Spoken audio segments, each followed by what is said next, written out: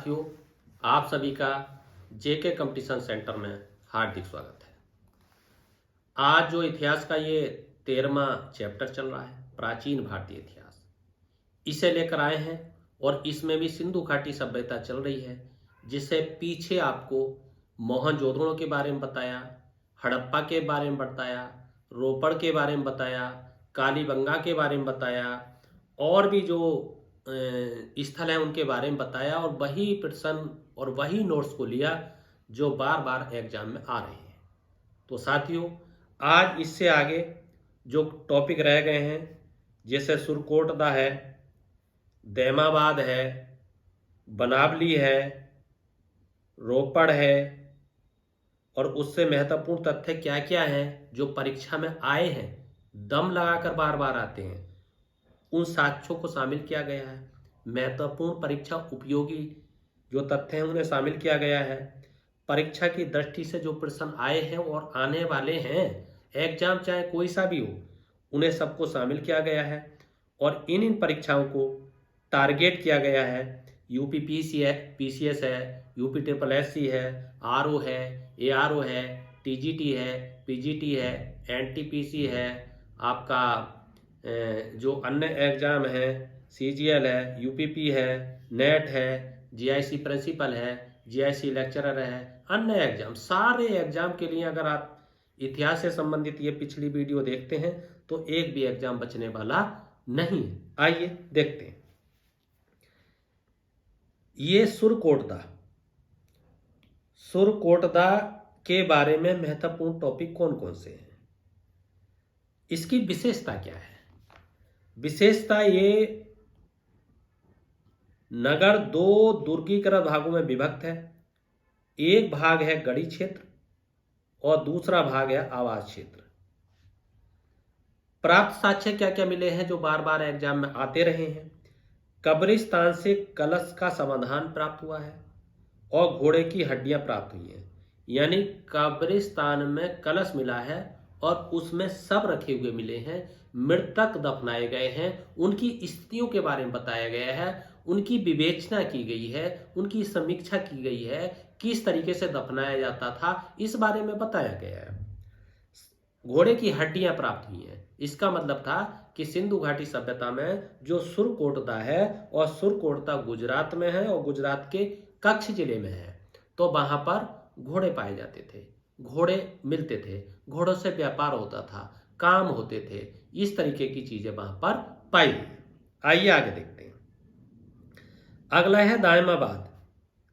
दायमाबाद से बहुत ही प्रश्न आते हैं और बार बार आते हैं।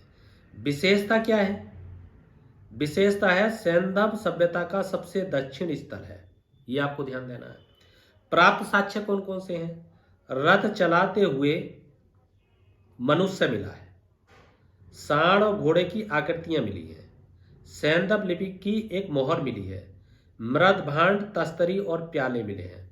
मृद भांड मिट्टी के बर्तनों को कहते हैं, तस्तरी मिली है, प्याले मिले हैं, रथ चलाते हुए मनुष्य मिला है, मनुष्य के साक्ष्य मिले हैं, सांड मिला है, गेड़ा मिला है, सैंधव लिपि की जो सिंधु घाटी सभ्यता की लिपि है उसकी एक मोहर मिली है, एक ठप्पा मिला है, ये चीजें मिली हैं और ये बार बार कई बार परीक्षा में आए हैं।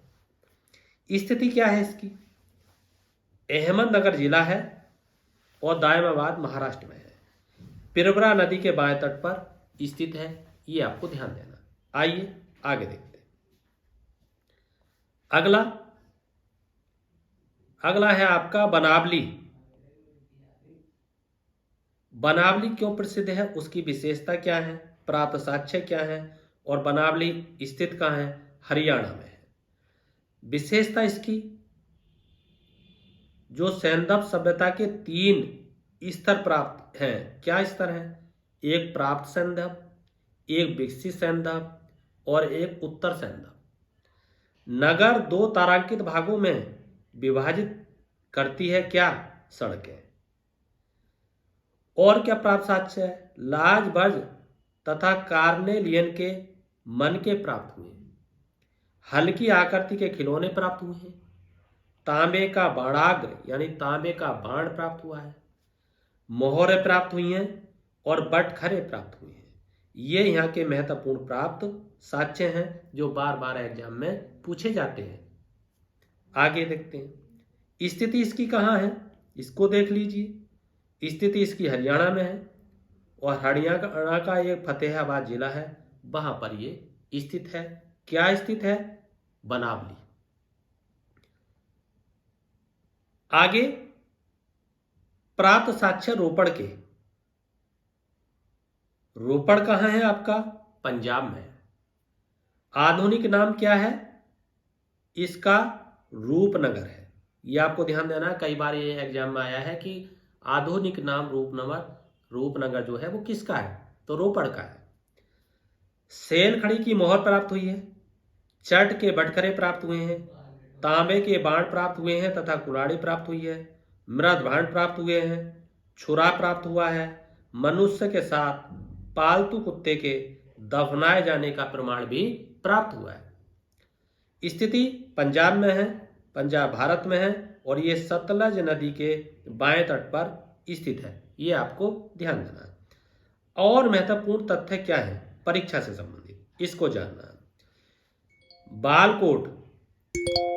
बालकोट में सीप से बनी चूड़ियों के टुकड़े मिले हैं। एक है मांडा में क्या मिला है? कांच से निर्मित पेचदार पिन मिली है।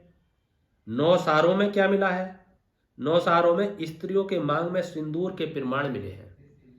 एक रंगपुर है, उसमें क्या मिला है? धान की भूसी के प्रमाण मिले हैं। लोथल में क्या मिला है? वृत्ताकार चक्की के 2 पार्ट मिले हैं। कालीबंगा में क्या मिला है? तांबे की मूर्ति मिली है, जिसे ताम्र मूर्ति कहा जाता है। हड़प्पा में क्या मिला है? हड़प्पा में एक स्त्री के गर्भ से निकलते पौधे की एक आकृति प्राप्त हुई है। हुलास में क्या मिला है? सैंधव लिपि युक्त एक ठप्पा मिला है। सुतका गैंडोर में क्या मिला है? सुतका गैंडोर में मिट्टी की चूड़ियों के अवशेष मिले हैं। मोहनजोदड़ो में संयुक्त पशु मूर्ति मिली है और वो पशु मूर्ति में क्या दर्शाया गया है? एक शरीर है, मस्तक है और शरीर भेड़ का है और मस्तक सूंडदार हाथी का है। ये आपको ध्यान देना है। और परीक्षा से संबंधित क्या महत्वपूर्ण है? कपास की खेती का आरंभ सर्वप्रथम सेंधा निवासियों ने किया था। ये आपको ध्यान देना है, कई बार एग्जाम में आया है कि कपास की खेती का प्रारंभ कहाँ हुआ, तो आपका उत्तर होगा सेंधव वासियों के द्वारा हुआ।